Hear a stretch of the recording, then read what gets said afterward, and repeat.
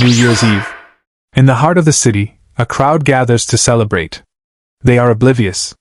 They have no idea what's coming. They press together, full of hope for the new year. A sea of smiling, ignorant faces, but among them stands one man who knows the truth. This is Ryumin. For him, this isn't a celebration. It's the beginning of the end, all over again. His eyes glow with a cold blue light. A power awakens inside him. He's been here before. 99 times, to be exact. He looks at his hands. The body of a 19-year-old. Weak. Pathetic. He remembers the strength he lost. They tremble, not from fear, but from the memory of countless deaths. The feeling of failure, etched into his very soul. He clenches his fist, trying to contain the overwhelming power and the despair that comes with it. He failed his last life. He can't fail this one. The cheering of the crowd is just noise to him. He pulls his hood down, hiding from a world he's already seen burn 100 times. A system window appears, visible only to him. Rune of regression. 100 uses out of 100. This is it. The final life. But this time, there's a flicker of something different in his eyes. Not hope. Just cold, hard resolve. He adjusts his hood, readying himself. The past is the past. All that matters is what he does now. He straightens up, his expression unreadable. He has a plan. One born from a century of failure. Not far away, another man stands in the crowd. This is Hwang Yongmin. A bully. A nobody. Yongmin is with his friends, laughing and joking. They talk about their plans after graduation, completely unaware of their stolen future. One of them points out a girl in the crowd, comparing her to an actress. Childish distractions. His friend jokes back, threatening to poke his eyes out. They laugh, loud and obnoxious. Hwang Yongmin just smirks. He has other things on his mind. He wants to be a gangster, to live a life of easy cruelty. He scoffs at the idea of a normal life, declaring that you only live once. A philosophy he uses to justify his rotten behavior. His friends jeer and laugh along, calling him a retard. They're all the same. Weak parasites clinging to a stronger host. Then, Yongmin remembers something. Or rather someone. A familiar shadow from his past. His personal punching bag. He mocks the boy he used to bully, laughing about how sad his life must be. He assumes graduation will be the end of it. He's wrong. Yongmin lets out a dry little laugh. He enjoys the thought of someone else's misery. It's the only thing that makes him feel powerful. Suddenly, one of his friends looks over, a flicker of surprise on his face. He's seen something. Ryumin stands alone, swallowed by the crowd.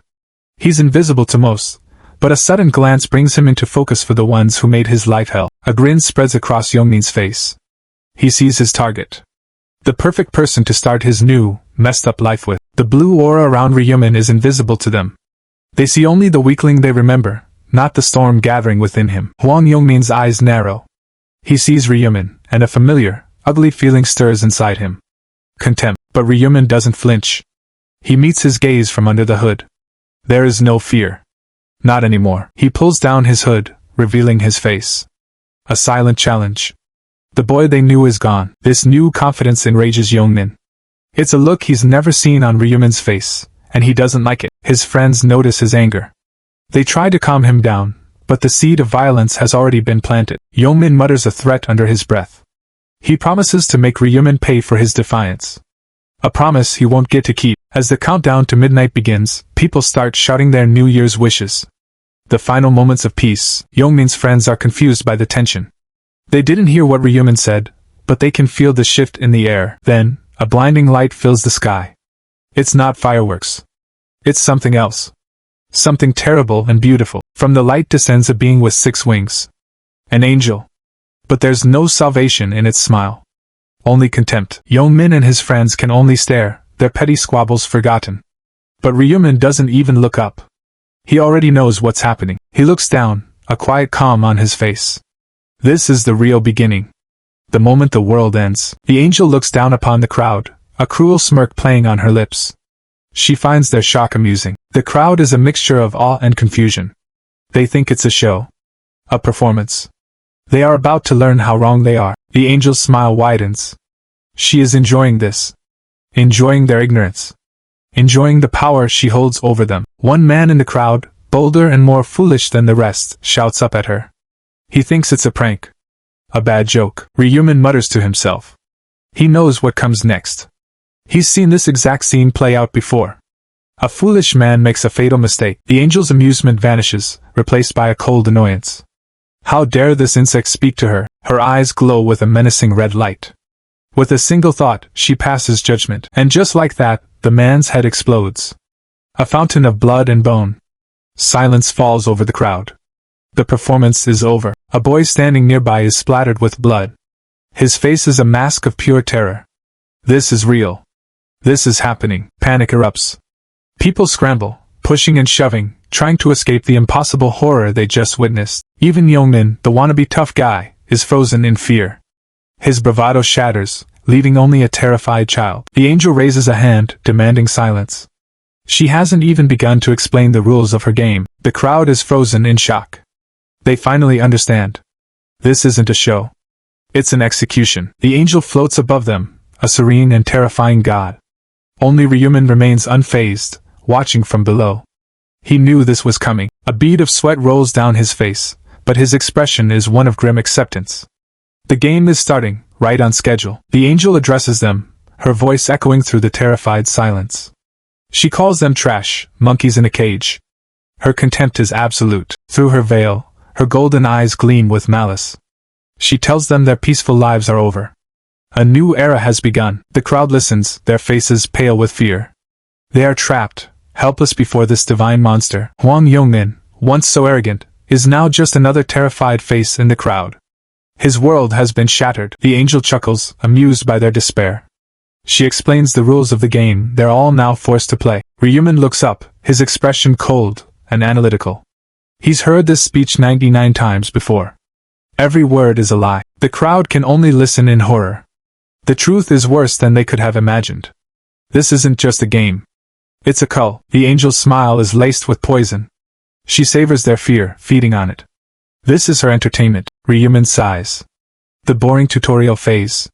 He's already thinking 5 steps ahead, planning his route through the coming apocalypse. He crosses his arms, waiting impatiently. For everyone else, this is the end of the world. For him, it's just another Tuesday. As the angel continues her speech, a man in the crowd snaps. He grabs another person, his face twisted in a mask of desperation and madness. He blames the other man, shouting that this is all his fault. In the face of cosmic horror, humanity turns on itself. Predictable. Hwang Yongmin, of all people, steps in. He yells at the man, telling him to get a grip. A flicker of his old arrogance, or maybe just fear disguised as anger. The angel watches the petty human drama from above, completely unmoved. Their squabbles are meaningless. She announces that the soul transfer will now begin. The time for talk is over. The real nightmare is about to start. Suddenly, Ryumin finds himself in a white, empty void. The customization space. A familiar, sterile environment. His expression remains unchanged. He is here to make a choice. The first of many that will decide his fate in this final life. A reflection of himself appears. A mirror image in this endless white. This is the body he will use in the other world. He reaches out, his hand touching the mirror. A ripple of energy passes between the two forms. The connection is made. He looks at his reflection, 100 lifetimes of knowledge behind his eyes. He knows exactly what he needs to do. No hesitation. No doubt. His soul leaves his physical body, a flash of light in the white void. The transfer has begun. He is now just a consciousness, a player waiting to enter the game. His old life, his old weaknesses, are left behind. And then they arrive. Not in a dungeon, or a battlefield, but a peaceful-looking meadow. The first stage. In a flash of light, Ryumin's new body forms. He's chosen an appearance he's used before. Practical. Unremarkable. The perfect camouflage. He stands in the new world, dressed in simple, functional clothes. No armor, no fancy weapons. Just the body of a survivor. He flexes his hand, getting used to the feeling. It's weaker than he's used to, but it will have to do. For now. Around him, the other players materialize. They are excited, chattering about their new bodies. They chose to look like celebrities, idols. Fools playing dress-up for their own funeral. Ryumin watches them with a detached pity. They're all so busy admiring their new faces, they haven't realized they're cattle being led to the slaughter. A woman nearby squeals with delight, fawning over a man who made himself look like an actor. Her friend chose to look like an elf. How creative. Ryumin glances over, his new red eyes completely unimpressed. Vanity is a death sentence in this world. A lesson they will all learn soon enough. And then, a familiar, arrogant voice cuts through the noise. Hwang Yongmin has arrived. And he's given himself an upgrade. A ridiculously muscular one. Ryumin glances over, a faint, mocking smile on his lips.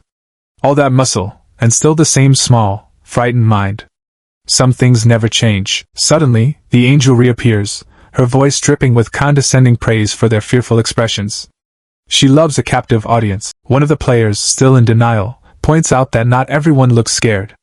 A brave, and incredibly stupid observation. The angel's smile tightens. She doesn't appreciate being contradicted.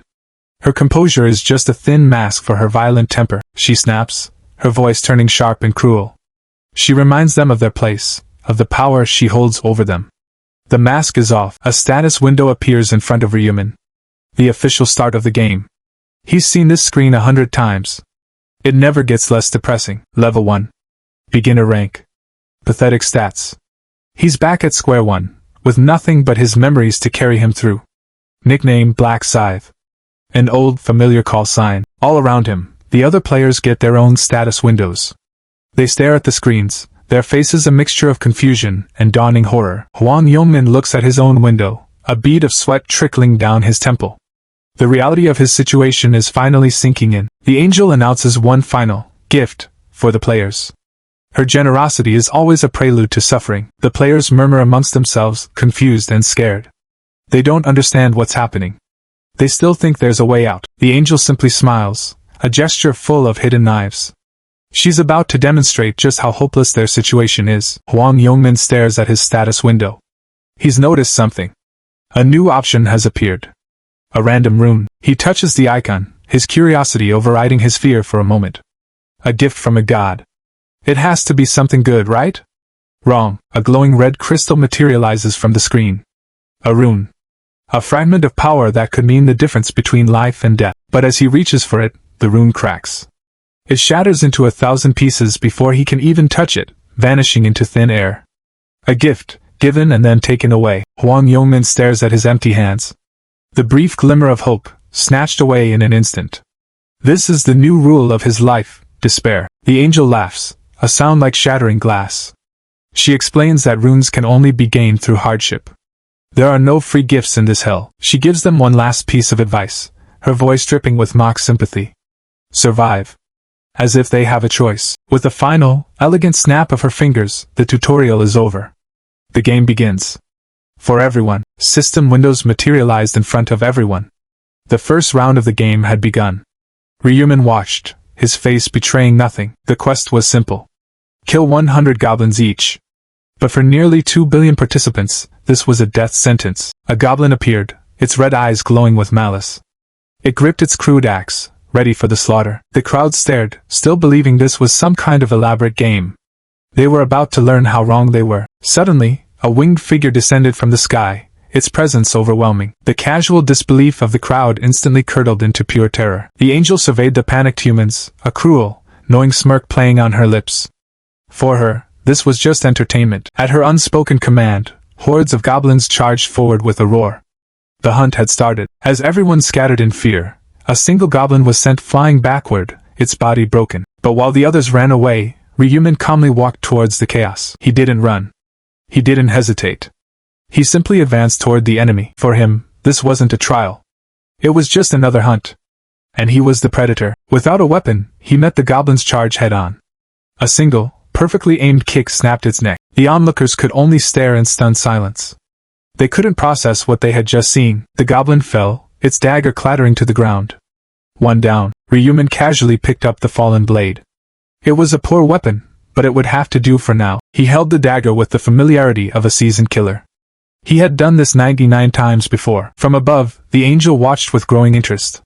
This human was different. The other goblins swarmed him, sensing an easy kill. They were mistaken. Ryumin moved like a shadow, his borrowed blade flashing. Goblins fell, one after another, in a blur of motion. The survivors could only ask each other who he was.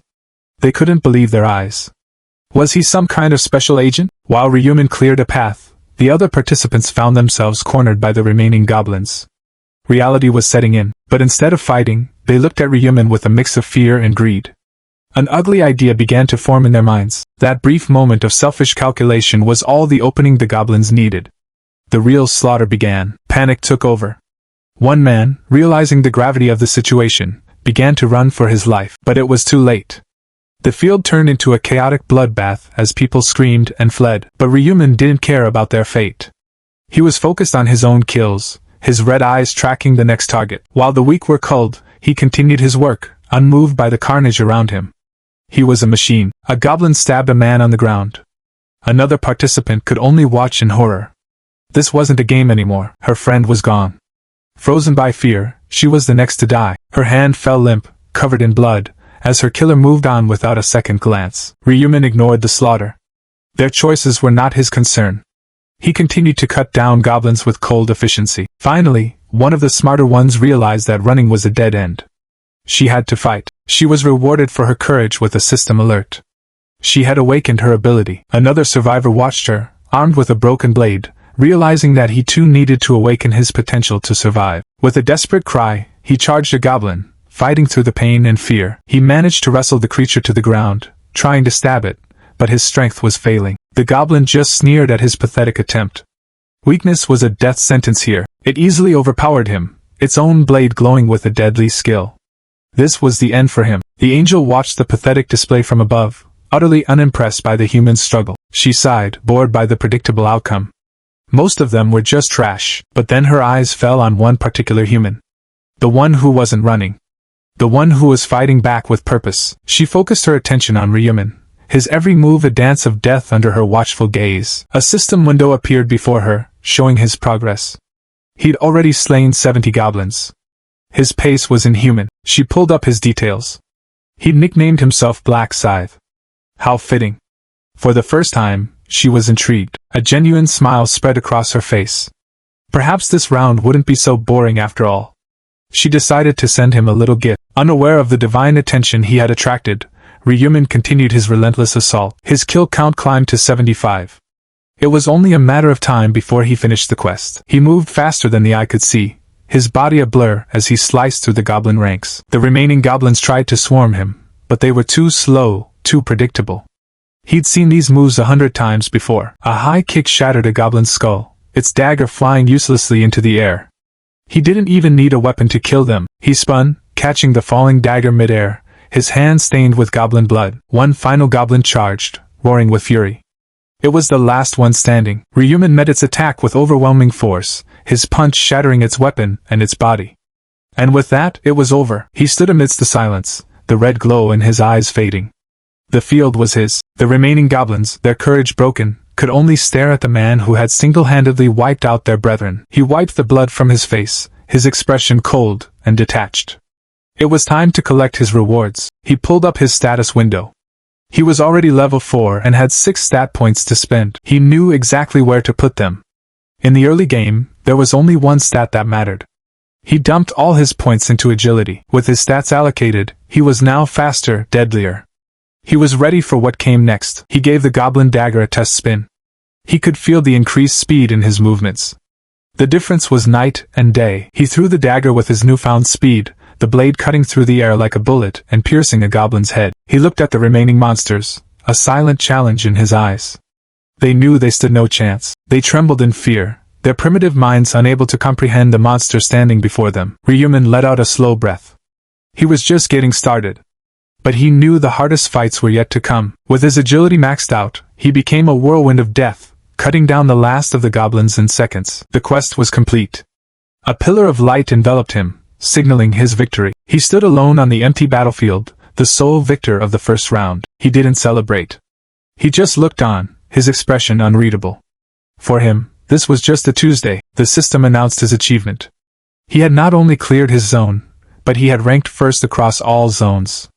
His time, 10 minutes and 21 seconds. A new record. A small, confident smirk appeared on his face. Everything was going according to plan. His reward for being the global #1 was a special reward selection box, a powerful head start for the rounds to come. He opened his inventory to claim his prizes. First, he used the weapon selection coupon, knowing he needed a better blade. He was presented with 3 rare weapons: a longsword, a javelin, and a stiletto. The choice was obvious. He considered his options. The stiletto was the best fit for his agility-focused build. Without hesitation, he selected the dagger. Speed was everything. The stiletto's stats were perfect. High attack power, and most importantly, an extra point in agility. It was the best dagger a beginner could hope for. He dropped the crude goblin dagger he'd been using. It was trash now. He had no more use for it. He closed the reward window, satisfied with his choice.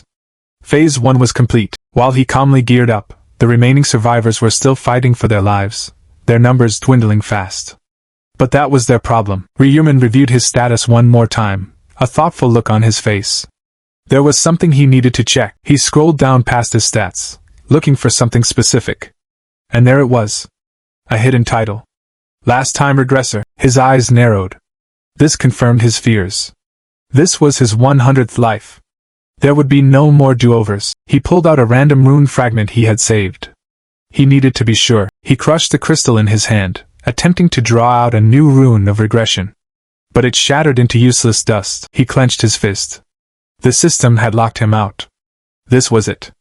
His final chance. He looked out at the world, the weight of 99 failed lifetimes on his shoulders. This time had to be different, he resolved himself. Failure was not an option. He would see the end of this damn game, no matter the cost. But then, a bead of sweat ran down his face. The title, it came with a special ability. A one-time use resurrection. He could die, and for 1 minute, his soul could return to any point in time with his health fully restored. A single-use safety net. An extra life. He remembered his last life. The overwhelming power of the final boss, and his own pathetic, helpless death. A memory of absolute failure. But now, with this new ability, a dangerous smile spread across his face. This single-use revival changed everything. It was the key. A new title appears. Last time regressor. He can choose to make it public or private. Either way, its effects are absolute. The first trial ends. Ryuman stretches, completely unfazed by the carnage around him. For him, this is just a warm-up. The other survivors are still fighting for their lives, but Ryuman's target has already been spotted. He watches from a distance, calculating. He smirks. Everything is going according to plan. This 100th life will be different. Suddenly, an angelic being descends. But there's nothing holy about the smile on her face. She's here to judge the survivors. The quest was to kill goblins. Many people died, but many also survived. They thought the worst was over. The angel announces that too many people survived, and she finds that boring. With a flap of her wings, she decides to correct her mistake. Tears stream down a survivor's face. They lived through the battle, only to be told it wasn't enough. Golden light envelopes the bodies of the fallen. But this isn't resurrection. It's erasure. All the bodies, both human and goblin, begin to dissolve into particles of light. The survivors can only watch in horror, realizing the game master is cleaning the board. Beams of light rain down, striking every single person who failed to complete the quest. There is no mercy, only judgment. The memories of the slaughter are still fresh. The snarling faces of the goblins were a nightmare, but the real nightmare wasn't the monsters. It was the other humans, just as desperate, just as terrified, and the being behind it all watches with pure amusement. Their suffering is her entertainment. They fought with everything they had, believing survival was the prize. A desperate, hopeless struggle. Some died fighting monsters. A brutal, but straightforward end. Others were cut down by their fellow humans, betrayed in their weakest moments. But in the end, they all fought back. They refused to die as prey. Through it all, Ryuman remained seated, watching the light show. He already knew this would happen. He's seen it 99 times before. For some, an invisible wall separated them from the carnage. They were safe for now. But trapped. One survivor bangs on the barrier, forced to watch as others are slaughtered right in front of him, unable to help. The angel's smile widens. The despair is exactly what she wanted to see. This is far more entertaining than a simple goblin hunt. Ryuman's eyes glow red. He is not sad. He is not horrified. He is angry. And he's been waiting for this moment. Finally, the massacre ends. The system announces that the quest is cleared, displaying the final count of survivors for all to see. With the quest complete, the remaining goblins vanish into thin air. The survivors look around the empty, blood-soaked field, confused and traumatized. She hovers over the silent field. Out of tens of thousands, only 5,143 remain. A successful round by her standards. The remaining survivors stare up at her, still reeling from the slaughter. They are the chosen few. the ones who made it. But even some who fought hard didn't make the cut. They beg for a second chance that will never come as their bodies turn to dust. They survived the monsters, only to be executed by the administrator for failing to meet quota. Their faces are frozen in shock and betrayal. The angel clasps her hands as if in prayer, a grotesque mockery of the judgment she just delivered. She can't help but smile. The tears and despair of humans are so much more satisfying than their pathetic struggles. Then, the results for the first round appear. In first place for all areas, Black Scythe. Clear time, 10 minutes and 21 seconds. As the top ranker, he receives a rare weapon, a special reward box, and 1,000 gold. The system confirms his victory. Ryuman watches the notification, his face unreadable. 1,000 gold. A trivial amount for what's to come, but a start. The other survivors notice him, whispering about the man who seems completely unshaken by the horrors they've witnessed. A small, cold smile plays on Ryuman's lips. It's time to break the game. The angel looks down, preparing to deliver her closing remarks, basking in the fear she's created. But Ryuman speaks up, his voice cutting through the silence. The angel asks if he's the one who called her. He simply says, "Yes." The angel is intrigued. A human, daring to address her directly? This might be interesting after all. For the first time, her composure cracks. A flicker of surprise, of irritation. A human is not supposed to have this much confidence. With a calm smile, Ryuman says what no one else would dare to. He tells her the rewards are terrible. Stingy even. She laughs, a chilling sound. She invites him to come closer, to explain what kind of reward would satisfy such a greedy little human. Ryuman's smile doesn't waver. He knows exactly what he's doing. He's laying a trap. The angel listens, her curiosity piqued.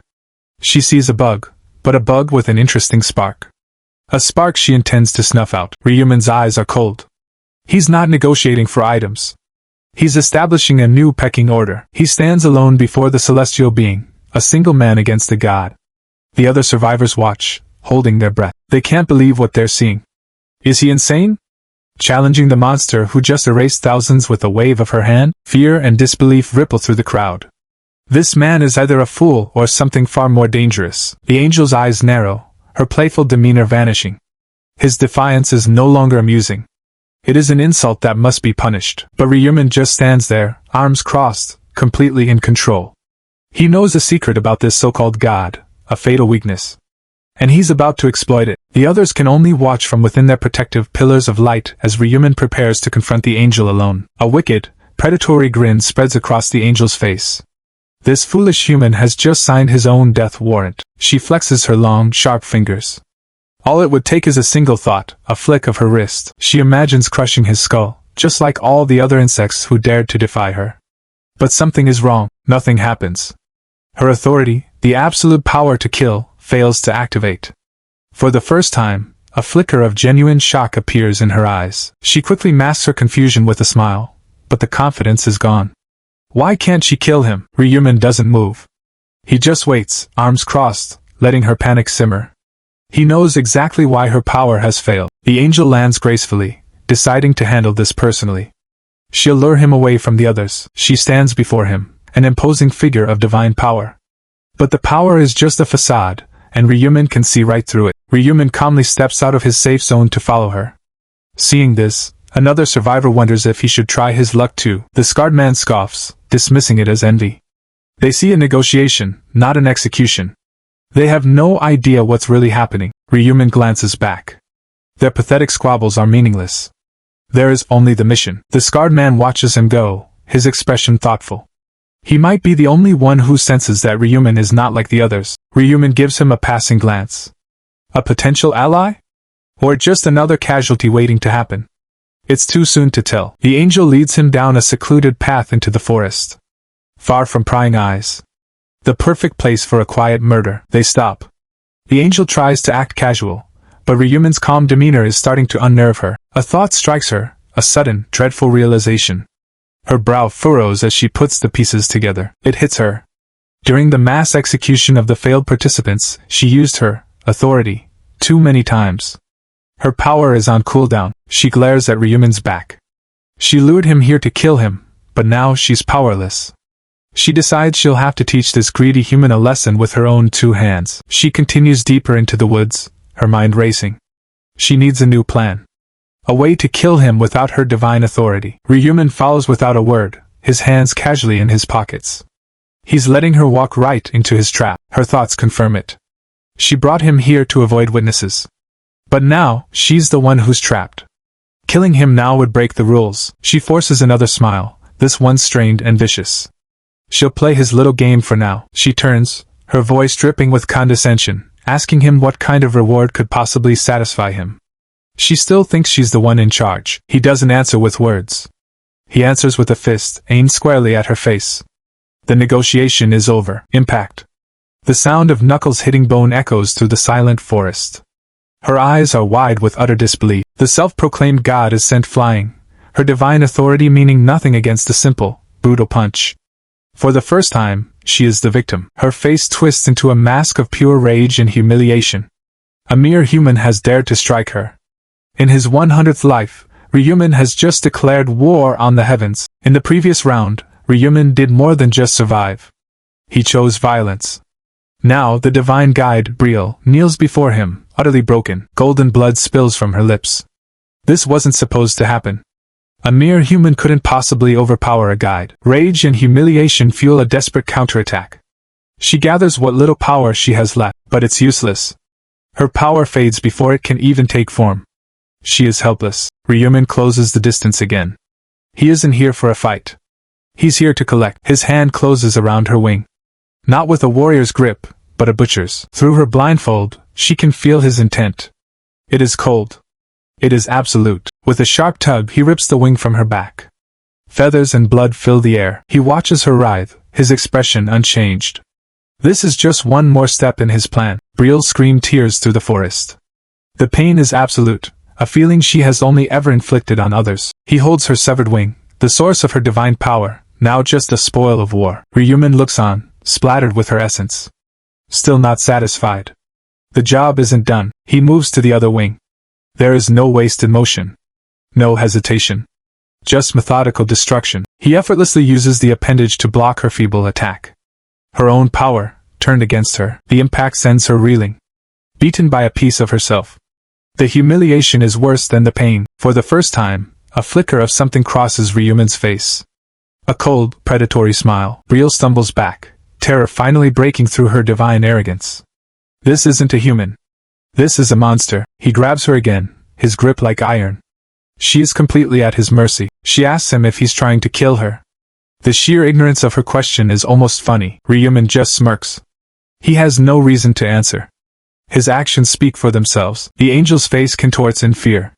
She finally understands. He was never just trying to survive. He pulls out a dagger. Not for a fight, but for carving. She isn't an enemy. She's a resource. He asks her mockingly if she really can't tell what this is about. He's not here to win a fight. He's here to take what he needs from her. Brielle finally understands the chilling truth. She was never the one in control. To him, she was just the first boss of the game. He holds the dagger, a tool for harvesting.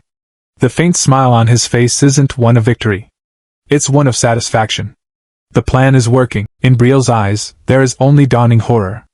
This human knows things he shouldn't. He moves with a purpose she can't comprehend. She makes a final, desperate threat, warning him about the other angels. But Ryumin just looks bored. He's heard it all before. Her threats fall on deaf ears. She flails, her divine authority completely gone, reduced to a cornered animal. He inspects the dagger, not even bothering to look at her. Her existence is already an afterthought. Her eyes widen. He doesn't fear retribution. He doesn't fear the gods. He sees them only as a means to an end. He moves without a word. The blade sinks into her chest. It's not a heated blow. It's a simple, quiet execution. A flash of golden light erupts from the wound. The life of a divine being, extinguished with cold steel. Her body crumples to the forest floor. The guide for the first round has been eliminated, and with her death, the system acknowledges its first failure. The angel is gone. What remains is loot. From her remains 2 items emerge. A vial of glowing blood, and a crimson stone. This is what he came for. Ryumin absorbs the rewards. The power that flows into him is immediate, overwhelming. Unfair. A notification appears, a world-first achievement. He is now the first ever angel slayer. A title that doubles his power against all divine beings. The gods now have a predator. The second item is the rune of slaughter. For every kill, his stats increase, up to 100%. In a game of survival, he has just acquired the ultimate tool for growth. A small, confident smile plays on his lips. This wasn't luck. This was the result of 100 lifetimes of knowledge. His eyes gleam with cold calculation. The title and the rune are powerful, but they are merely tools for his true objective. He looks at the vial. This is the real prize. The key that unlocks a path no one else can walk. Angel's blood. A unique, one-time use item. It allows the first person to kill an angel to change their class to Grim Reaper. A hidden class, far beyond the reach of normal players. While other survivors are forced to choose from a handful of standard, predetermined classes, they will become knights, archers, or mages, following the path the system laid out for them. They are playing the game, but Ryumin, he's breaking it. The Grim Reaper class was never meant to be found this early. It is a class built to hunt gods. His path is a singular, bloody line, rising far above the common classes offered to the masses. He's not just on another level. He's playing a different game entirely. He stores the angel's blood in his inventory. He can't use it until level 10, but the most difficult step is complete. The path is secured. As if on cue, another screen appears. The first round is officially over, offering a choice of 3 rewards for his performance. For a man who needs to reach level 10 as fast as possible, there is no real choice. Only one option matters. Without hesitation, his finger lands on the triple EXP buff. Gold and information are temporary. Power is everything. With his business concluded, Ryumin stands over Briel's corpse as it begins to dissolve into particles of light. His first objective is complete. The evidence of his slaughter vanishes, leaving only the quiet forest behind. The system erases its own mistakes, and then, the final announcement. Round 1 is over. Globally, only 900 million survived. And their souls are now being sent back to their original bodies. Back to Earth. On a cold pavement in Seoul, a young man gasps awake. His name is Youngmin. And he's one of the survivors. The scene shifts. This is the Bosingak Pavilion in Seoul, where thousands had gathered for New Year's. Now, they are all waking up from a shared nightmare. Youngmin catches his breath, a cold sweat on his brow. The memories are still fresh. The blood, the fighting. Was it real? Around him, others stir, groaning in confusion. The mental whiplash is intense, the phantom pains all too real. He checks his phone. 5:20 a.m. January 1st. He's back in his own time, in his own world. It had to be a dream. People get to their feet, complaining of soreness and exhaustion. The relief is palpable. It was all just a crazy, collective nightmare. They talk to each other, sharing stories of the strange dream they all seemed to have. The fear begins to fade, replaced by bewildered laughter. Everyone had the same dream. Fighting goblins, struggling to survive. They ask Youngmin what he saw, assuming his experience was the same. The shared delusion brings a strange sense of comfort. If everyone experienced it, then it couldn't have been real. Just a weird mass hallucination. But then Youngmin notices something. Not everyone is waking up. Beside him, a body lies perfectly still. He prods the man with his foot, trying to wake him. There's no response. The first crack in their collective denial. Nearby, another man desperately tries to wake his friend, shaking him by the shoulders. The casual chatter dies down. The friend's face is pale, his body limp. He isn't sleeping. He looks empty. He checks for a pulse, for breath, for any sign of life. His hand presses against cold skin. His fingers tremble. There's nothing. Absolutely nothing. The dream wasn't a dream. He's not breathing. The words cut through the morning air, and the fragile sense of relief shatters instantly. Youngmin watches, his expression unreadable. He's not panicking like the others. He's processing. Terror spreads through the crowd as the horrifying truth dawns on them. This is real. All of it was real. All around them, people are starting to realize. The ones still on the ground aren't getting up. They never will. The plaza is a graveyard. For every person standing, another lies dead on the pavement. The cost of survival is laid bare for all to see. Amidst the screams and sorrows, Youngmin looks at his own trembling hands. But it's not fear he's feeling. It's the residual adrenaline.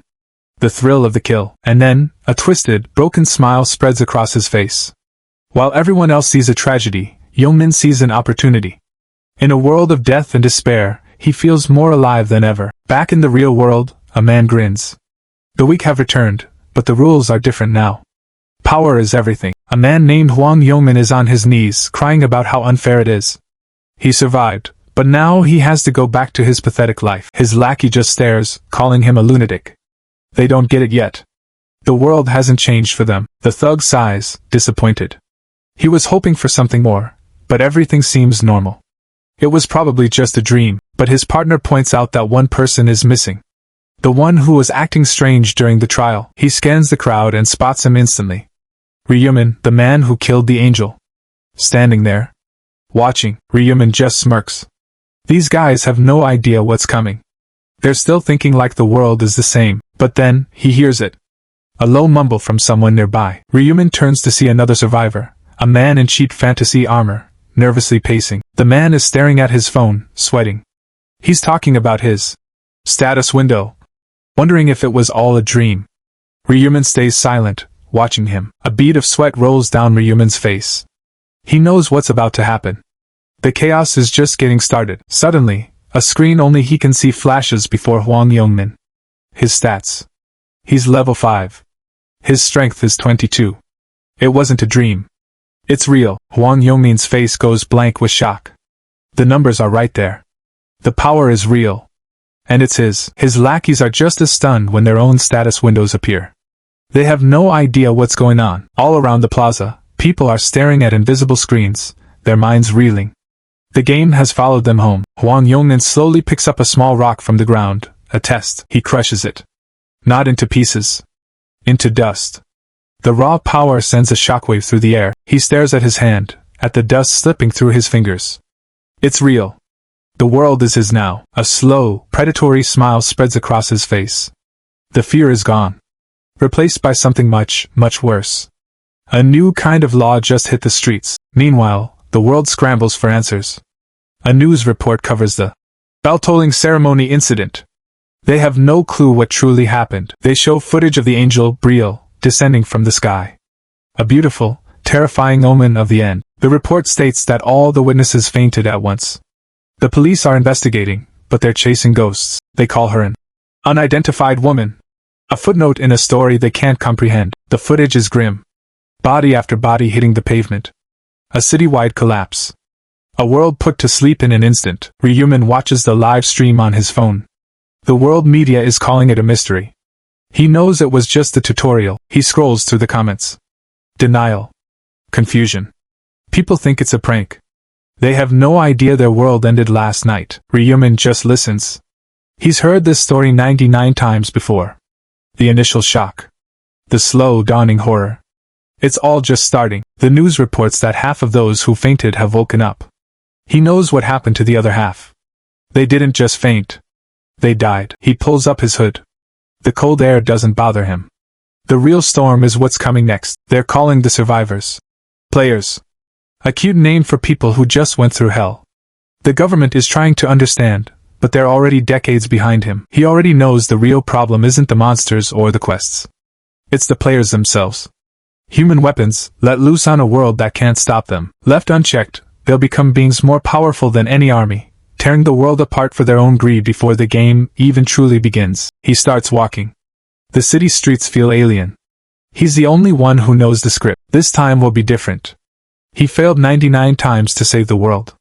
In his 100th life, he won't save it. He'll control it. He remembers the rules of his past lives. The impossible bosses, the betrayals. He'll use that knowledge to become a monster they can't defy. His eyes glow with cold resolve. The path won't be easy. He'll need overwhelming power, and he'll need allies. He already has a few in mind, but first, there's something more important.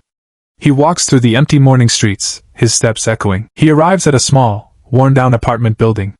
This is home. He quietly lets himself in. The small apartment is dark and silent. His expression softens slightly. All his planning, all his suffering, it's all for one reason. The place is a mess. A half-eaten cup of ramen sits on the counter. A reminder of a life interrupted. He peeks into his brother's room. His only family. The one thing he has to protect. There he is. His younger brother, Ryu-1, sleeping soundly. He's safe. For now. A small, rare smile touches Ryuman's lips. A moment of peace in a world about to burn. He sits by the bed, just watching him breathe.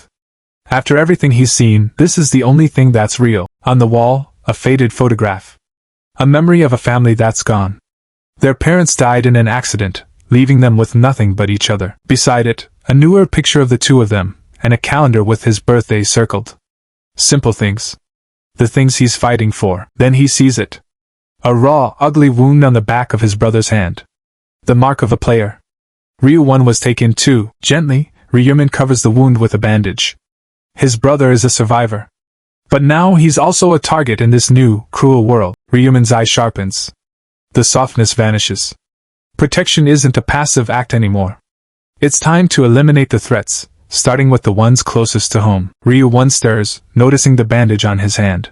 The memories of the other world are still foggy. He sits up and sees his brother, Ryumin, already dressed and waiting for him. The look on his face is not his usual one. Still half asleep, Ryuwon complains. It's only 6 in the morning. He wants to go back to sleep, but Ryumin isn't taking no for an answer. He throws a change of clothes at his brother. He tells him there's no more time for sleeping. They have to go. Now. Ryuwon, startled, asks what's wrong. Ryuwon mumbles, trying to argue, but the look in his brother's eyes stops him cold. He sees it then. This isn't a joke. Something serious is happening. The intensity from his brother is unsettling. He's never seen him like this before.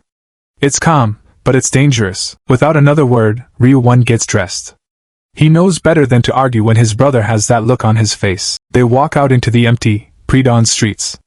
The city is quiet, unaware of the new world it woke up to. Ryuwon looks nervously at his older brother, who hasn't said a word since they left the apartment.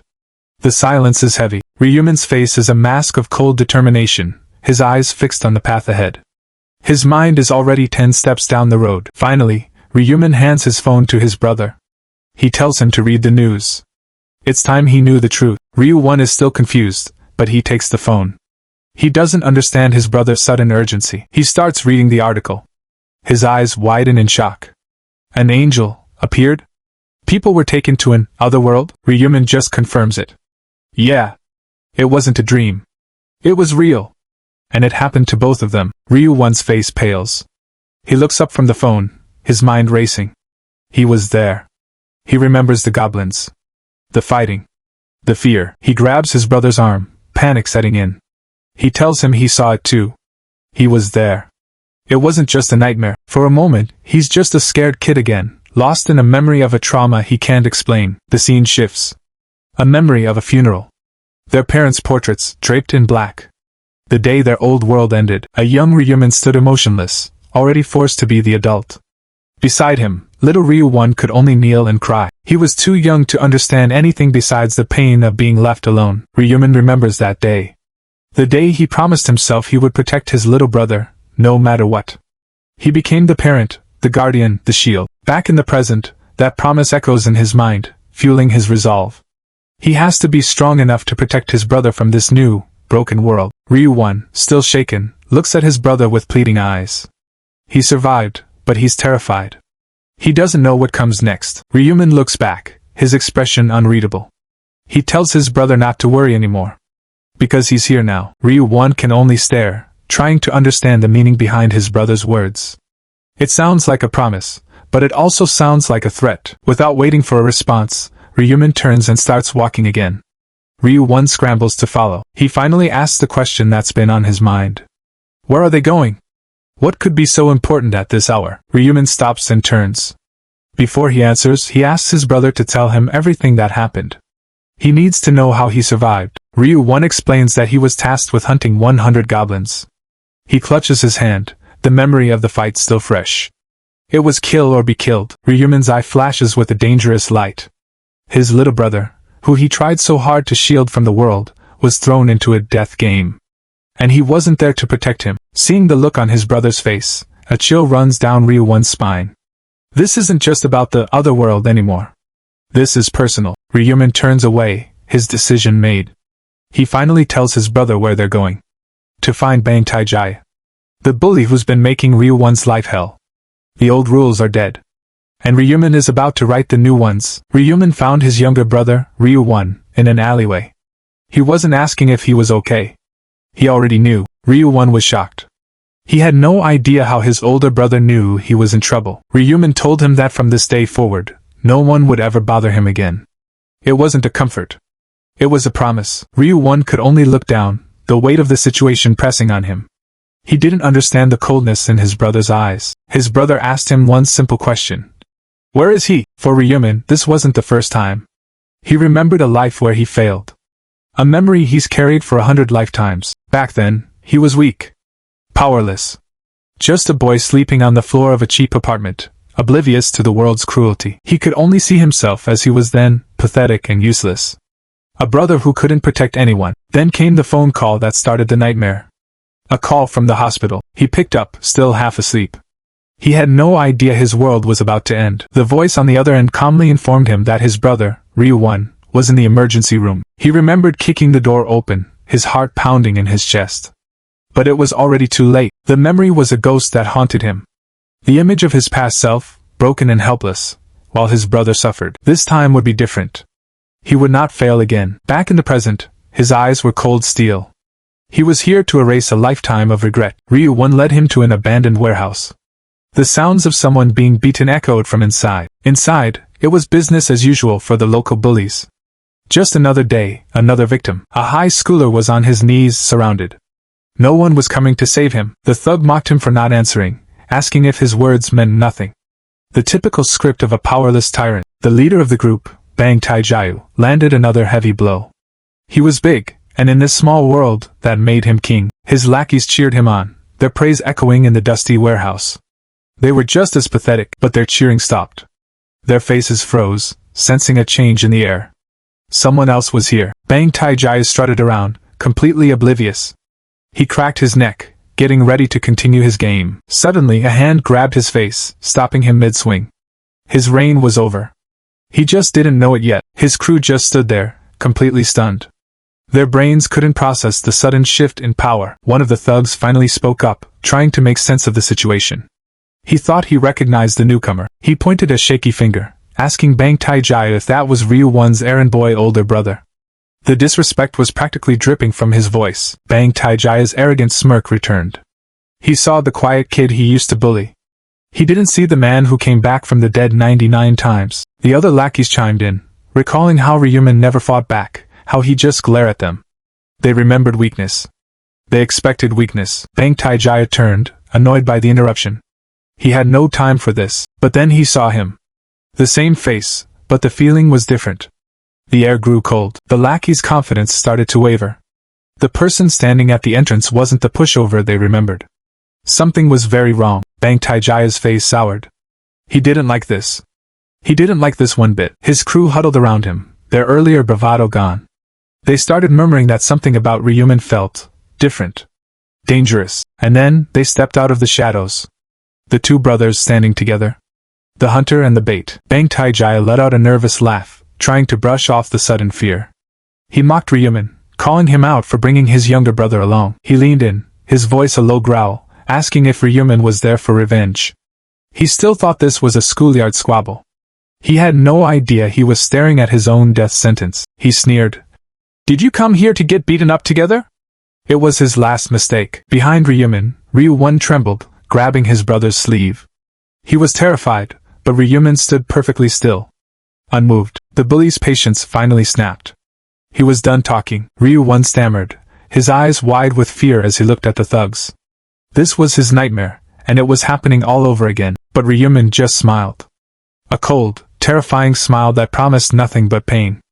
Looks like you all want to die, he said, his voice calm. Bang Taijaiyu cracked his knuckles, unimpressed. He assumed Ryumin had learned a bit of boxing. He lectured him about the importance of weight classes. So basic. So wrong. He ordered his boys to go first. To teach him a lesson for the new year. He sealed their fate. 4 of them charged, ready to swarm their target. They still believed in the power of numbers. Ryumin stood his ground, watching them come. The shadow of a predator loomed over him, but this time, he was the one hunting. One of the thugs got close, trying to mock Ryumin's height. He had no idea he was measuring the distance to his own grave. Ryumin's fist shot out. Not with the strength of a high schooler, but with the weight of 100 lifetimes of rage. It was over before it began. The thug flew backward, blood spraying from his mouth as he collapsed. The others froze, watching in disbelief. The sound of the impact echoed like a gunshot. Another one finally snapped out of his shock, swinging wildly with a face full of rage and confusion. He was fighting a ghost. He dodged easily, twisting his body and delivering a brutal kick to the thug's side. Effortless. Efficient. He followed up with a punch that sent the man crashing to the ground, unconscious before he even hit the floor. 2 down. The third one barely had time to react before he was sent flying into a pile of junk. It wasn't a fight. It was an execution. The last of the 4 charged forward, screaming, a desperate attempt to reclaim some control. But Ryuman met his charge with a simple, devastating punch. No fancy moves. Just pure, overwhelming power. The impact echoed through the warehouse as the last lackey was taken out. 4 attackers, 4 hits. The fight lasted less than 10 seconds. Bang Taijai watched, trembling. Not from fear, but from a strange, boiling rage. His entire crew, taken down in an instant, he couldn't comprehend it. A wide, manic grin spread across his face. This wasn't supposed to happen. He laughed, a crazed, high-pitched sound. He still thought this was about fighting skill. He had no idea what he was truly up against. And so, the boss finally stepped forward, walking past the bodies of his fallen minions. He was going to handle this himself. He loomed over Ryuman, his size meant to intimidate. "You've been hiding your skills," he said, his voice dripping with condescension. Ryuman just smiled back. He suggested that if Bang Taijai watched the news, he'd know what was happening. That the world had changed overnight. Bang Taijai's face twisted in confusion and rage. The name player meant nothing to him. Ryuman's calm was just making him angrier. Done with the games, the bully threw a massive punch, aiming to end this now. All his weight, all his strength, put into one final, furious blow. But Ryuman didn't even flinch. He just watched the fist come, his eyes empty of any fear. He had seen death 99 times. This was nothing. With impossible speed he dodged the attack. To the bully, it looked like he was moving like a flying squirrel. A blur of motion that defied logic. Bang Taijai's punch hit nothing but air, sending him stumbling forward. He had completely lost his balance, and his target. For the first time, a flicker of true fear entered the bully's mind. Something was wrong. This wasn't just skill. This was strange. He panted, trying to catch his breath, his mind racing. His simple world of violence and intimidation was crumbling around him. And then he saw it. A ghostly blue aura, erupting around Ryuman's fist. The power of a player, now fully revealed. Ryuman's man-infused fist slammed into Bang Taijai's face. The laws of physics no longer applied here. Weight classes were officially irrelevant. Bang Taijai throws a punch. It's slow. Far too slow. He doesn't see Ryuman move at all. He only feels the impact. A fist connects with his jaw, sending him stumbling back. The punch was meant to be a warning. For a moment, there is only shock. Pain hasn't registered yet, only the humiliation of being hit so easily. Then another fist lands. The difference in speed is absolute. This isn't a fight, it's a lesson. Taijai staggers, covering his face. Ryuman just stands there, watching. Unmoved, he spits out a tooth. The shock turns to anger. No one had ever dared to fight back. His pride shattered. Taijai lets out a roar, deciding this kid needs to be put in his place. Permanently. Ryuman doesn't even flinch. He parries the wild swing with one hand, his expression cold, and follows up with another precise strike to the gut. The blow echoes in the empty warehouse, then another to the face. And another. Each punch lands exactly where it's meant to hurt the most. The bully crumples. His lackeys can only watch, frozen in fear. They're realizing this isn't some high school scuffle. Beaten. Broken. Taijai glares up, blood dripping from his mouth, refusing to accept his defeat. He thinks to himself that one good punch is all he needs. One hit to end this. Ryuman waits, unimpressed. With the last of his strength, Taijai lunges forward in a desperate flying kick. It's a foolish, predictable move. Ryuman sidesteps effortlessly, grabbing his leg midair. The attempt was pathetic, and with a simple flick of his wrist, he sends the larger man flying. Taijai is thrown like a bag of trash. He lands hard, coughing on the dusty floor. Ryuman approaches slowly, his patience wearing thin. His eyes begin to glow. This isn't just about a schoolyard bully anymore. This is about a promise. A memory flashes. Of his brother, broken and alone in the dark. A victim because Ryuman made a mistake. Never again. Back in the present, Taijai scrambles backward, finally understanding. He begs Ryuman not to come closer. But it's too late for mercy. Ryuman grabs his wrist. The lesson isn't over yet. He needs to make sure the message is understood. He looks down at him, a cold smile playing on his lips. He explains that this is what happens to anyone who touches his brother. Terror finally dawns on Taijaya's face. He's not dealing with a normal kid. He's dealing with a monster. A sickening crack echoes through the warehouse as Ryuman twists his hand. A scream is cut short. He breaks one finger. Then another. This is methodical. A cold-blooded punishment to ensure the lesson is learned. With the job done, Ryuman gets up, leaving the bully in a heap on the floor. The message has been delivered. Seeing their leader broken, the lackeys panic. Loyalty was never their strong suit. They scramble for the back door, leaving Taijaya to his fate. His younger brother, Ryuwan, had been watching from the entrance. He's trembling, not from cold, but from shock at his brother's brutality. Taijaya tries to speak, to beg, but he can only manage a weak groan. Ryuman looks down, his eyes void of any emotion. A small, cold smile forms on his face. He's satisfied. The threat has been neutralized. He finally lets go, dropping the now whimpering bully. He warns him one last time to never show his face again. Ryuman walks towards the exit where Ryu-1 is waiting. He doesn't look back. There's nothing left to see. Ryu-1 grabs his brother's arm, still shaken. He can't connect the person who just did that with the brother he grew up with. He stammers, asking how any of this was possible. Ryuman just smiles, ready to give him a simple, terrifying explanation. He tells him that the rules have changed. The power he gained in that other world? It works here too.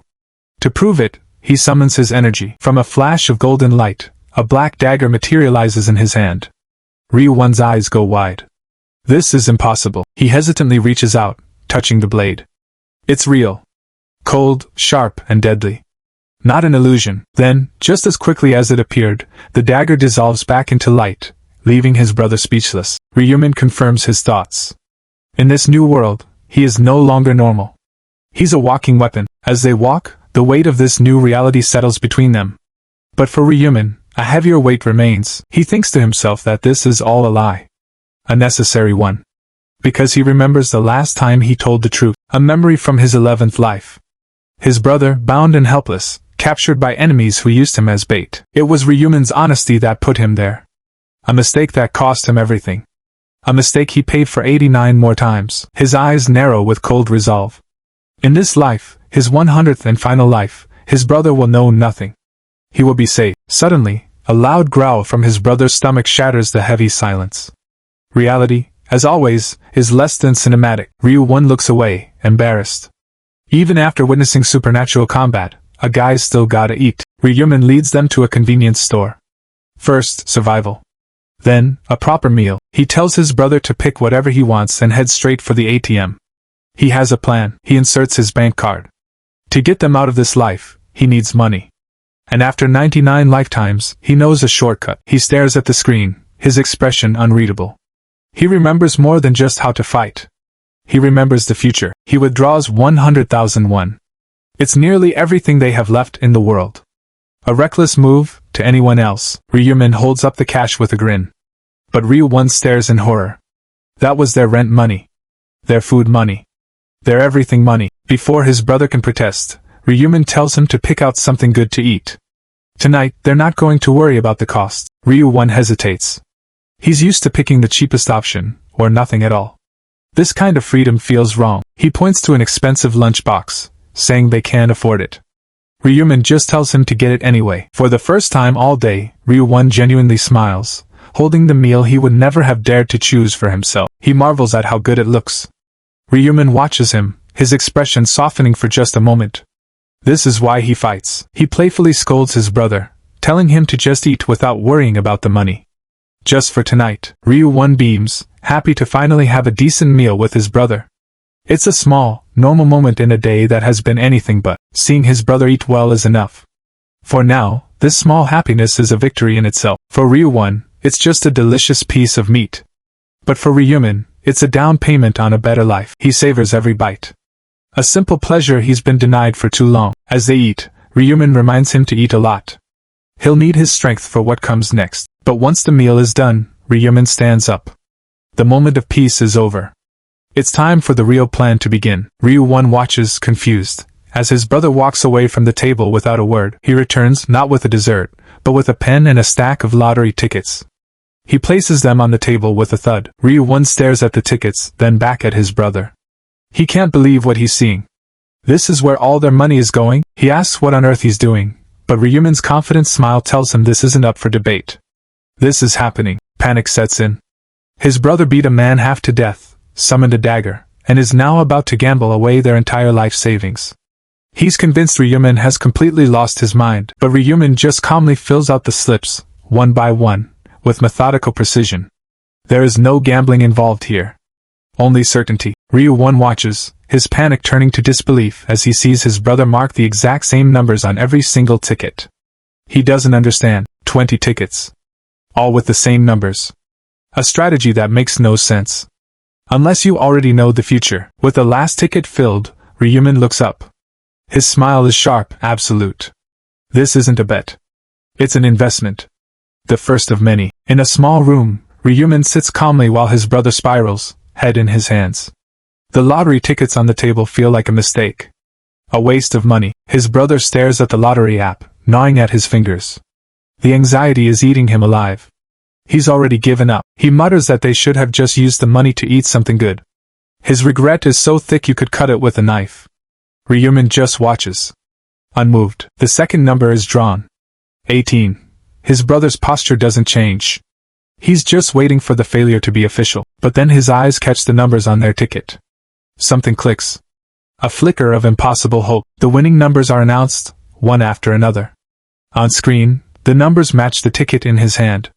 Every single one. His face is a mask of pure shock. It's not possible. But it is.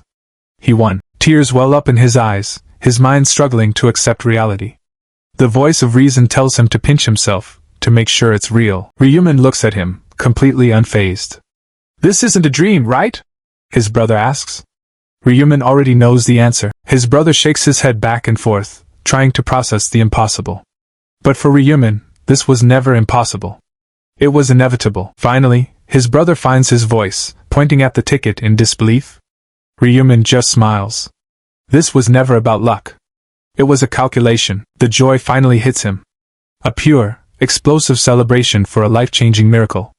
A miracle that was carefully engineered. Ryuman remains seated, his expression unchanged. He watches his brother's happiness with a detached calm. This is just step one. A small, knowing smirk plays on his lips. Of course they won. He made sure of it. 99 lifetimes of failure led to this single, perfect success. Ryuman puts an arm around his still shocked brother. They look at the screen together, one celebrating a victory, the other confirming a strategy. But the win carries a shadow. A memory, or a future to be avoided. A memorial laden with flowers. A reminder of what he stands to lose. All the items, all the power, all the money his brother dreamed of. Ryuman remembers a timeline where none of it was enough to save him. Back in the present, his brother looks at the tickets, lost and unsure. Ryuman's expression hardens. He knows what to do. He has to succeed this time. For Ryuman, this money isn't a prize. It's ammunition. The first of many resources he'll need for the war to come. The next day, Ryuman arrives at the bank. He walks in not as a lucky winner, but as an investor executing the first part of a massive plan. He moves with a confidence that doesn't belong to a boy his age. He's not here to celebrate. He's here to collect his capital. He walks up to the counter. A bank employee, Kwon Juno, greets him with a polite, professional smile, unaware of the scale of the transaction about to take place. Kwon Juno maintains his customer service smile, ready for a standard deposit or withdrawal. He has no idea his world is about to be turned upside down, but when Ryuman states his business, the professional calm shatters. Kwon Juno stares, sweat beading on his forehead, at the impossibly young man who just claimed an impossible prize. He quickly regains his composure, but his smile is now strained. He understands this is no ordinary customer. This is someone far, far more significant. The clerk's mind races. A single person winning the lottery is rare enough. But 100 first-place prizes? It's statistically impossible. Meanwhile, gossip is already spreading through the bank. Other employees heard the news, 115 first-prize winners this time. The number is unheard of. One of them points out the most suspicious part. 100 of those winning tickets were sold from the exact same convenience store. It's not a coincidence. It's a mystery. The clerk freezes, overhearing the conversation. 100 tickets from the same store. And a young man is standing right in front of him, claiming to be the winner. Just as the pieces click into place, his talkative colleague interrupts him, trying to bring him into the loop. The clerk is startled, caught between the gossip and the reality at his desk. He forces a smile, trying to act natural. But inside, he's panicking. This situation is far above his pay grade. Suddenly, a new figure appears. An older man in a perfectly tailored suit, the bank president, Kwon Juno. He's smiling, but a single bead of sweat reveals his tension. This is not a normal day. President Kwon Juno personally greets Ryumin, shaking his hand with the warmth reserved for the most important clients. This isn't just a lottery winner. He's a VVIP. Ryumin returns the gesture with a polite smile, his face a mask of youthful innocence. He plays the part perfectly. No one would guess the cold calculation beneath the surface. President Kwon Juno personally offers to guide him. The regular counters are no longer sufficient. This requires a more private setting. He leads Ryumin to a secure office, the lottery ticket business team.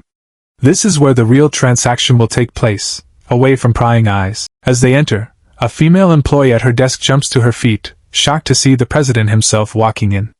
She immediately knows this is a serious matter. She bows her head, nervous under the president's gaze. His unexpected visit, with a young stranger in tow, has put the entire office on high alert. Ryumin stands silently beside the president, his cold eyes taking in the scene. He is the calm center of the storm he has created. The employee looks from her boss to the boy, her mind racing. Who is he, to warrant this level of personal attention from the president? She collects herself, her professional training taking over. Despite her nervousness, she focuses on the task at hand. She gestures for Ryumin to have a seat, her voice steady. The process must be followed, no matter how unusual the circumstances. He sits down opposite her. The air is tense. For her, it's a stressful, unprecedented situation. For him, it's just another transaction. The woman puts on a professional smile, ready to begin. She's prepared for anything. Or so she thinks. Ryumin calmly pushes a thick stack of tickets across the desk. Not one winning ticket. 100. Her hands tremble slightly as she picks them up. She flips through them, her eyes widening as she sees that every single ticket has the same winning numbers. Ryumin watches her reaction, his face impassive. He offers no explanation. The evidence speaks for itself. Her composure cracks. A single bead of sweat rolls down her temple. Her mind cannot comprehend the odds. This is not luck. It's something else entirely. He simply states the facts, his voice level. A first-place prize of 22.5 billion won, multiplied by 100. The numbers are staggering, but for him, they are just the starting point. After taxes, the final amount is deposited, over 15 billion won. With a single move, Ryumin has secured his war chest for the battles to come. He signs the last of the paperwork without a second thought. Just another step in a long and calculated process. The money is now his to command, but cash is temporary. The real investment, the one that will multiply his wealth and secure their future, is in the market. He knows exactly which stock is about to explode. Back at their apartment, his brother is buzzing with energy, phone in hand. He's still riding the high of their win. But Ryumin is already focused on the next move. His brother turns to him, a mix of excitement and worry on his face. He trusts Ryumin, but the sheer amount of money is terrifying. He asks what the plan is. Now that they have this fortune, what comes next? He's looking for reassurance. For a sign that everything will be okay. Ryumin declares his intention without a flicker of doubt. He's investing nearly everything they have. 14 billion won. His brother's brain short-circuits. The number is too large, too abstract. He can only stare, dumbfounded. Ryumin calmly reassures him. This isn't a gamble. He's not throwing their future away. This is a calculated part of the plan. He pulls his brother close, explaining that in the world to come, this money is their only shield. It's the key to their survival. Hearing Ryumin's conviction, his brother's fear melts away, replaced by awe and gratitude. He's overwhelmed by the weight of his older brother's resolve. His anxiety quickly returns as playful panic, shaking his brother while trying to process the absurdity of their new reality. It's too much, too fast. Ryumin just endures it. He's planned for economic collapse and the rise of superhumans. But his brother's frantic energy might be the one thing that can break his composure. Having made his move, Ryumin heads for the door. His brother, confused, asks where they're going now. The day isn't over yet. With a confident smile, Ryumin gives the answer. To our new house. This is the end of their old life. A new, more dangerous one is just beginning. Meanwhile, in a dark alley somewhere else in the city, a fist meets concrete. The world is changing faster than anyone knows. A thug pulls his hand from a shattered wall. The rules of physics no longer apply. A new kind of power has just been awakened. He stares at his fist, not in pain, but in pure, manic joy. The look in his eyes is one of someone who just realized he's become a god. He throws another punch, then another, tearing the wall apart with his bare hands. The raw, destructive power is intoxicating. He clenches his fist, veins bulging with newfound strength. Ryuman has secured his money. But in the streets, a new, far more dangerous currency is emerging: power. In a forgotten back alley, a bully named Hwang Yongmin arrives looking for payback. He screams for Ryuman, his voice echoing with rage. He cracks his knuckles, a smug look on his face. He's convinced he's cornered his target. Convinced he's about to teach someone a lesson, but Ryuman is already long gone. He's moved on to bigger things, leaving the past behind without a second glance. Hwang Yongmin's confidence curdles into pure fury. He can't believe Ryuman would just disappear. To him, this isn't an escape. It's an insult. He starts pounding on the door, trying to force his way in. His desperation is loud and pathetic, but his fist freezes mid-air. He stops. Something is wrong. He clenches his hand, listening. The silence from the other side of the door is unsettling. It's too quiet. Pressing his ear to the wall, a creepy smile spreads across his face. He thinks he's being clever, catching his victim off guard, but then, his eyes go wide. He hears something, but it's not what he expected. It's the sound of nothing. The sound of absence. Suddenly, a voice comes from behind. An old man, the landlord, stands at the top of the stairs, watching him. This wasn't part of the plan. Hwang Yongmin turns around, startled and confused. The old man's presence throws him completely off balance. The landlord adjusts his glasses, his expression unreadable. He's seen guys like this before. Full of noise and anger, but ultimately powerless. The old man asks if he's here to see a friend. Hwang Yongmin is taken aback, the word, friend, sounding foreign and absurd. He quickly tries to play it cool, pointing casually as if he belongs there. But the act is transparent. He's just a bully out of his depth. The landlord just sighs. He's not impressed. He's seen it all before. Hwang Yongmin's face falls. He realizes he's lost control of the situation. He's no longer the one with the power here. The landlord delivers the final blow. The person he's looking for moved out. Today. The news hits Hwang Yongmin like a physical punch. His hand clenches into a fist, veins bulging with impotent rage. He was too slow. Too late.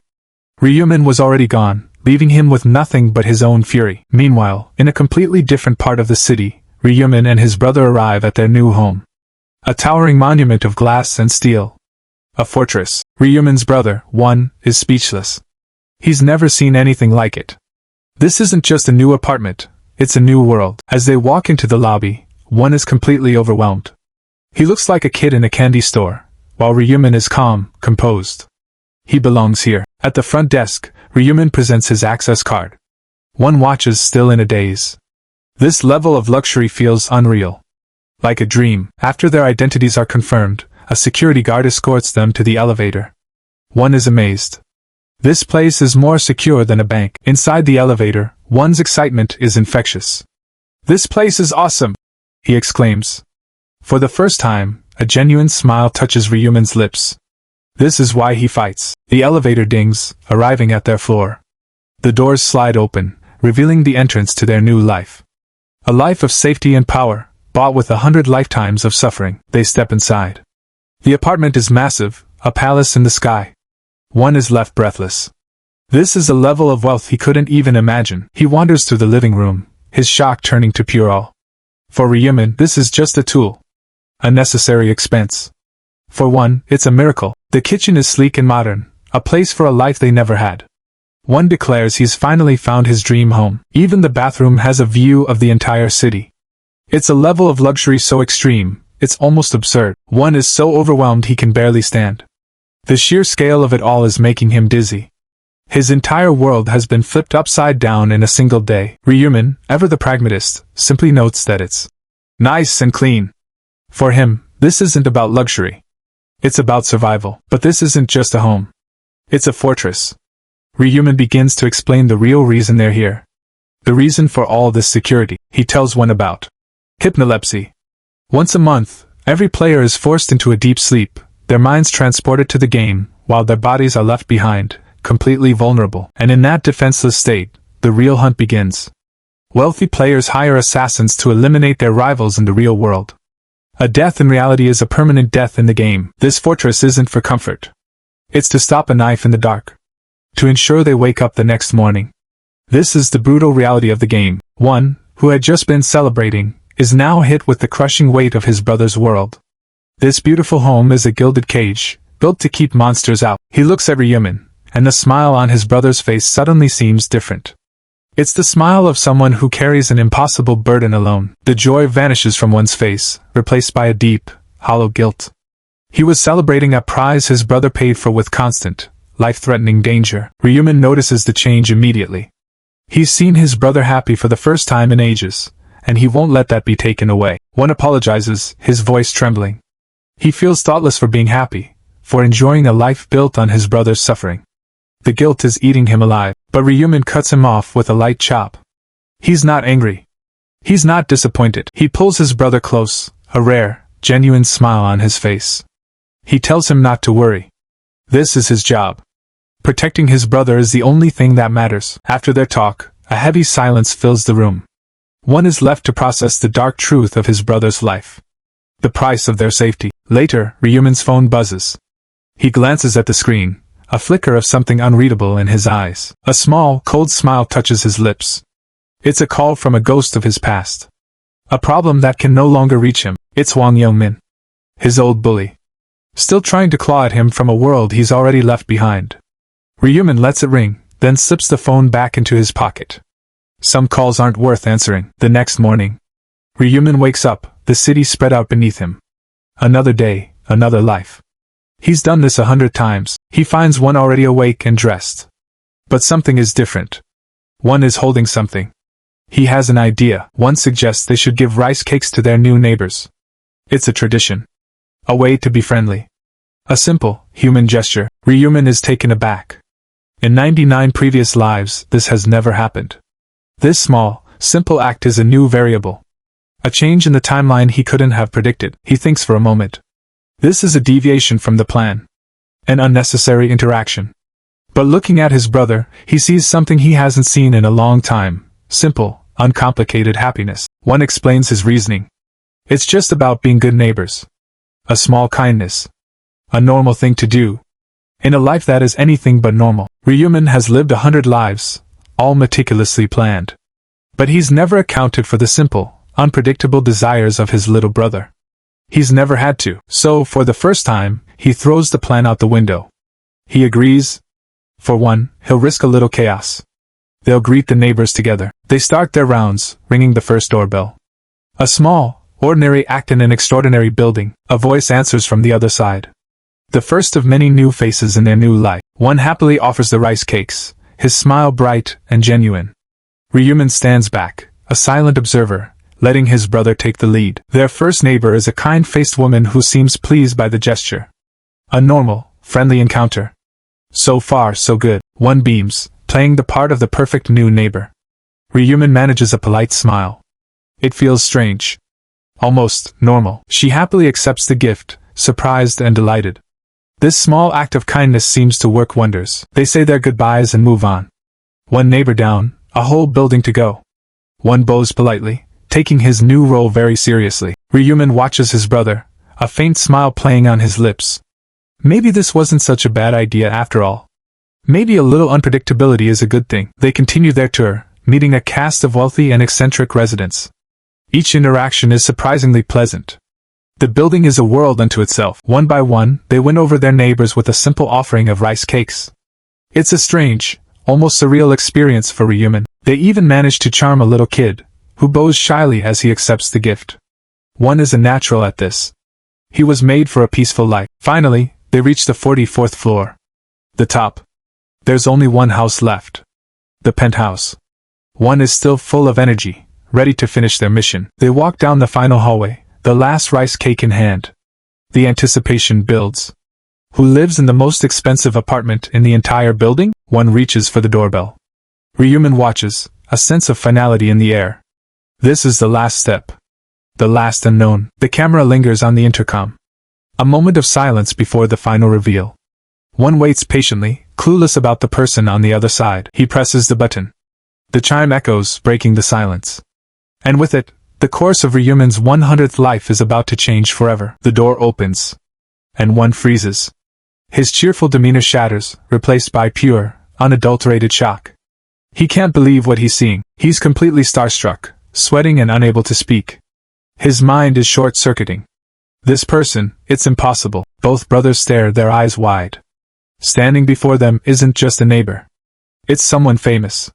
Someone who shouldn't be here. It's Seo Erin, one of the most famous actresses in the country. And she's their new next-door neighbor. This changes everything. All bets are off. After moving into their new luxury apartment, Ryuman and his brother Ryu-won decide to greet their neighbors. A simple gesture. A rice cake offered in goodwill. One looks nervous. Ryuman, as always, looks like he's seen it all before. Because he has, but their friendly gesture is immediately blocked. A hand shoots out, stopping them cold. An unwelcome reception. A man in a suit, Seo Erin's bodyguard, steps out. He looks at them with disdain and makes an assumption. Are you perhaps her fans? Ryuman crosses his arms, unimpressed. This is just another obstacle. Another variable in his 100th attempt at life. His brother, however, just looks confused and a little scared. The bodyguard doesn't even try to be polite. He glances at their peace offering as if it's trash, completely dismissing them. But one, bless his heart, doesn't get the hint. He just smiles brightly and offers the cake anyway, trying to be a good neighbor. It's a kindness the world no longer has time for. Without another word, the bodyguard turns his back and walks away, leaving the two brothers standing awkwardly in the hallway. The message is clear, stay away. He scans his keycard and the door to the penthouse unlocks.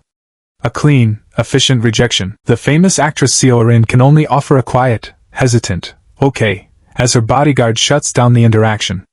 She's used to this, but it still seems to make her uncomfortable. As the door closes, Erin gives them one last glance. A silent apology perhaps for her bodyguard's rudeness. She is, after all, one of the people Ryuman has to save. Ryuman's expression remains unchanged. This was just a data point. A first contact. He already knows how this game is played. His brother asks if he's alright, but Ryuman dismisses it. He's fine. This is nothing. A minor inconvenience in a life filled with them. Suddenly, one's mood shifts entirely. His eyes sparkle as a new thought enters his head, the previous rejection completely forgotten. Simple, innocent. A liability in the world to come. Ryuman is visibly startled by his brother's abrupt change. It's a level of emotional whiplash even a regressor can't always predict. One gets right up in his face, completely oblivious to Ryuman's internal calculations. The contrast between the two is stark. One lives in the moment, the other lives in the shadow of 100 futures. But Ryuman's focus is already elsewhere. The meeting was a failure, but a calculated one. He now knows the layout, the security, the players. Everything is proceeding as planned. The scene shifts. News reports flash across the screen, a grim reminder of the first round's toll. Celebrities dead. Actors taking breaks from anxiety. The world is grieving, even if they don't know what for. Meanwhile, inside her fortress of a penthouse, Seo Erin lets out a heavy sigh. She survived. But survival, she's learning, comes with its own kind of weight. She scrolls through her phone, her expression tight with anxiety. Every headline is a ghost, a reminder of a colleague who wasn't so lucky. This is the reality of being a survivor. A message comes in. More bad news. Another actor, another career derailed by trauma. This isn't just news anymore, it's a casualty list. The next message is even blunter. Gung Si-jin Sunbae died. There's no escaping it. The world they knew is gone, and the pieces left are sharp and broken. She simply types back. Yeah, her friend suggests they go to the funeral together. She agrees. It's what people do. They gather, they mourn, they pretend things can go back to normal. Erin sets her phone down. The conversation is over, but the feeling lingers. A cold dread that has nothing to do with celebrity gossip and everything to do with what's coming next. The weight of it all settles on her. The silence in her expensive apartment feels heavy, suffocating. Survivor's guilt is a lonely burden. The carefully constructed mask of a celebrity cracks, and she finally lets herself cry. For her friends. For herself. For a world that has been broken beyond repair. After composing herself, Erin lets out a quiet breath. The bodyguard stands behind her, a silent, imposing presence. Always watching, he approaches, noticing her distress. For a moment, it almost looks like concern. Almost. They sit in the sterile, Empty living room. A conversation is about to happen. One that she clearly doesn't want to have. Arin admits her fears, wondering how she's going to survive the next round. A perfectly reasonable question, but her bodyguard scoffs at her anxiety. He tells her she has him, so what is there to worry about?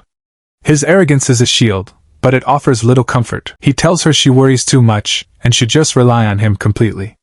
An order, not a suggestion. For him, her survival is just part of his job description. She puts on a brave face, a perfect celebrity smile. It's a practiced expression, one that hides the fear underneath. Yes, you're right, but the moment the smile fades, the truth returns. She doesn't feel safe. She feels trapped. Her eyes betray a deep-seated fear that his words can't touch. Her mind flashes back to the first round. A world of green grass and red blood. Her bodyguard fought, yes, but even he was overwhelmed. She remembers the terror, stabbing desperately at a goblin, fighting for her life. The bodyguard doesn't notice her inner turmoil. He's too busy being self-satisfied, convinced of his own competence. But Arin knows the truth. She smiles, but it's a different kind of smile now. It's knowing. She survived, but not just because of him. She changes the subject, mentioning their new downstairs neighbors. In her thoughts, she admits the rice cake looked good. The bodyguard, ever the killjoy, just warns her about gaining weight. She gently scolds him, saying he probably hurt their feelings. He dismisses it, claiming they weren't being nice, but had other intentions. He sees threats everywhere. It's his job. The conversation stalls. An awkward silence hangs between them, filled with everything they aren't saying. He's her protector, but he doesn't understand her fear at all. Her mind drifts back to the brief encounter in the hallway. She remembers the two young men. One flustered, the other calm. Too calm. She recalls the look in the calmer one's eyes. Cold, steady, unblinking. It was the same look she saw in the other world. She wonders how someone who went through such a cruel experience could look so unfazed. She clutches her arm, the memory making her skin crawl. Her bodyguard laughs it off, claiming anyone could kill goblins. He says the ones who couldn't were just idiots. He has no idea what real power looks like, but Arin knows better. It wasn't just about killing goblins. It was about how they were killed. She remembers a different figure from that day. Not her bodyguard. The memory is a blur of motion and black blood. A whirlwind of death that cut through the goblin horde like a force of nature. A man moving with impossible speed and precision. She remembers him standing there, untouched, surrounded by the dead. He wasn't just a survivor. He was a predator. The one they called the Black Scythe. Arin hugs herself, the memory of that raw power sending a chill down her spine. Her bodyguard saved her from a few goblins. That man, he slaughtered an army. And he had the same calm eyes as her new neighbor. The scene cuts back to Ryuman's apartment. The sound of a vacuum cleaner fills the air. Even a max-level regressor has to do chores. The ultimate power fantasy. Ryu-1 is happily vacuuming, a cheerful smile on his face. He's completely unaware of the dangers of the world, or the true nature of the brother protecting him. For him, this is just a nice new home, a fresh start. The front door opens and Ryuman walks in, announcing he's home. Wonnie greets him with a wide, happy smile, turning off the vacuum. It's a brief moment of domestic peace before the next storm arrives. Wonnie immediately gets to the point, asking if Ryuman got the money. A practical question. After all, their new life isn't cheap. Ryuman just smiles. He points out this is the fourth time one has asked. He's been busy setting up the foundation for their survival. The scene flashes back to his meeting with the bank president, Kwon Juno. The man looks utterly bewildered, unable to comprehend the sheer amount of money this young man has amassed. Ryuman had simply explained his method. I had a dream. The banker's face is a perfect mix of disbelief and greed. A prophet has walked into his bank, and he knows it. Kwon Juno is sweating, struggling to process the numbers. 150 billion won. For a regressor with knowledge of the future, the stock market isn't a gamble, it's a piggy bank. Back in the present, Wonnie still seems worried, but Ryuman is already moving on to the next part of his plan. He has the money. Now he just needs to keep his brother safe. Ryuman checks his phone, transferring a small fortune to his brother. 10%. 15 billion won. A safety net, in case he doesn't come back this time. He tells one to use the money if he's not back by morning. No grand speech. Just a simple, practical instruction. This is how he shows he cares. One is stunned into silence. He understands the implication. His brother is preparing for the worst. Ryuman just gives a small, confident smile. He's done this 99 times before. He's not planning on failing now. They spend the rest of the day in a semblance of normalcy, eating together, enjoying the calm before the storm. A final, peaceful memory. As night falls, they walk the city streets. A quiet moment between two brothers, one of whom carries the weight of 100 lifetimes. This peace is temporary, and he knows it. Later that night, one sits by his brother's bedside. He's not a fighter, not a killer. He's just a boy worried about his only family. He holds Ryuman's hand tightly, begging him not to go. His voice is filled with a desperation that Ryuman can't afford to feel. One is terrified. He's seen what this world can do. He doesn't want to be left alone again. Ryuman tries to comfort him, reminding him of his strength. A casual mention of a past victory, meant to inspire confidence. It does the opposite. His words trigger a memory. One flinches, his hand flying to his head as if to block out the image. The trauma is still fresh. He starts to tremble. Ryuman's attempt at reassurance has just reopened a wound. The memories of the first round are not a source of pride for him. They are a nightmare. And just like that, the clock strikes midnight. The intermission is over. A brilliant flash of light engulfs Ryuman. Round 2 has begun. All across the world, survivors are pulled from their lives, ripped from reality and thrown back into the game. There is no escape. They materialize in a dense, unfamiliar forest. The survivors look around, confused and scared. This isn't the same place as before. The rules have changed. Ryuman takes in his surroundings, completely calm. He's the only one who isn't panicking. This is his world now. The other players recognize him instantly. Whispers spread through the crowd. It's him. The Black Scythe. His reputation precedes him. He is a legend. And a target. Even Seo Arin's arrogant bodyguard is here. He stares at Ryuman, a flicker of what might be fear in his eyes. In this world, his tailored suit means nothing, but Ryuman ignores them all, his focus absolute. His eyes glow with a faint red light. The Reaper is back, and he's ready for whatever this new stage will throw at him. A voice cuts through the confusion, echoing through the forest. Are you all here? A new guide has arrived. A new angel descends from the sky. Dressed in white and gold, with a feathered veil hiding her eyes, she is a vision of divine authority. And danger. The players stare up at her, a mixture of awe and terror on their faces. They know what she is. They know what she represents. Another round of hell is about to begin. She greets them with a smile that doesn't reach her glowing yellow eyes. She explains that the previous angel had a little accident. A polite way of saying someone got fired. Permanently. The unspoken threat hangs in the air. Her polite mask slips, revealing a cruel, mocking sneer. She is enjoying this. Their fear is her entertainment. This angel is not a guide, she is a warden. With a powerful beat of her wings, she ascends into the sky, ready to deliver her proclamation. The second trial is about to be announced. The game goes on, but while the others are frozen, looking up in fear, Ryuman is perfectly still. His hand rests on his dagger. He isn't looking at the angel.